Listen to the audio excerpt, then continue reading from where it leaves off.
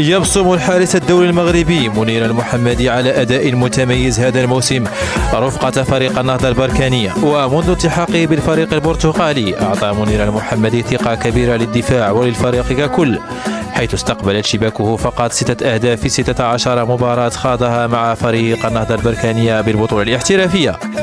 وكان فريق النهضة البركانية قد تعاقد مع الحارس الدولي المغربي في الميركاتو الصيفي لمدة موسمين قادما من نادي الوحدة السعودي.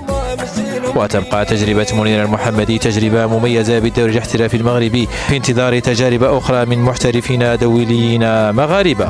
أنا اخترت البركان علاش كون شحال هادي عندي الفكرة في شي نهار نجيو نلعبو هنايا في الأرض ديالي فين بزاف الدراري حتى هما غيباغي يجي يلعبوا في البطولة في المغرب. دونك